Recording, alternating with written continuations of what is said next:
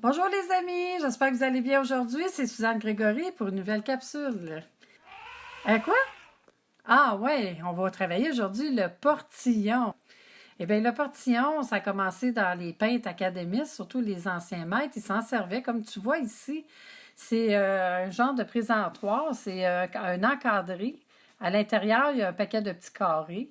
Alors, c'est pour travailler au carré. Alors, à l'intérieur de ça, tu vois ta nature morte que tu peux installer de l'autre côté. Puis toi, de ton côté, tu mets le même nombre de carrés sur ton plan de travail à toi. Alors, si tu as fait 16 carrés par 16 ou 16 par 14 ou par 15, tu fais la même chose de ton côté. Comme ça, tu peux regarder chaque carré que tu vois pour pouvoir voir ta nature morte à l'intérieur. Fait que c'est très intéressant de travailler avec la méthode au carré puis avec le portillon parce que le portillon ne bouge pas. Très important, par contre, de bien regarder le centre. Si tu regardes le portillon ici, en plein centre, tu vois qu'on a une nature morte avec un éléphant. Le point central, il va comme en dessous de la bédaine de l'éléphant.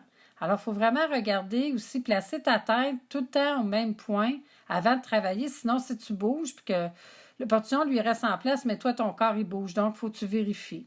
Ici, on a mis des lignes à l'intérieur, deux lignes rouges, horizontales et verticales en plein centre, qui nous séparent le portillon en 4 parties, qui fait 4 gros carrés égales. Alors, ces carrés égales-là, tu peux aller travailler dans chacun des carrés. Et à partir de là, ce qui est intéressant, c'est aussi, tu peux prendre chaque carré, ensuite un paquet de petits carrés à l'intérieur. Tu peux travailler ligne par ligne. Est-ce qu'il y a quelque chose dans le carré, oui ou non? Et tranquillement, tu vas commencer à faire ton dessin. Tu peux commencer par faire le contour en premier, puis ensuite, tu vas travailler chaque petit carré. Alors, ce qui est intéressant du portillon ici, c'est que c'est un encadré. Tu peux prendre une ancienne toile, tu enlèves la toile dessus, ça va te faire un encadrement.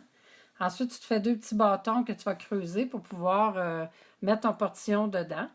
Et comme tu vois ici, on a placé des clous tout le tour à 1 pouce. L'important du portillon, c'est que chaque carré soit au carré. C'est-à-dire, si c'est 1 pouce par 1 pouce, il faut que ça soit 1 pouce par 1 pouce partout.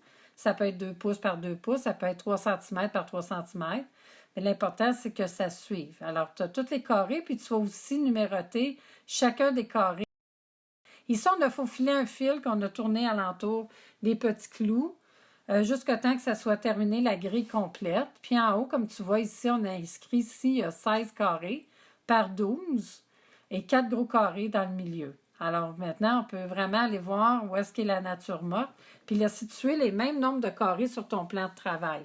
Dans ce cas-ci, on aurait fait 16 carrés par 12 à 1 pouce chaque de tous les côtés. Alors voici, c'est ça, c'est très important de pouvoir travailler sur le portillon parce qu'il ne bouge pas trop. Tu peux mettre n'importe quelle nature morte, même tu peux mettre un personnage ou une personne qui s'assoit en face de toi. Alors, à ce moment-là, ça te donne des proportions exactes, assez précises. OK, c'est pas parfait, mais fais attention pour bouger ton corps.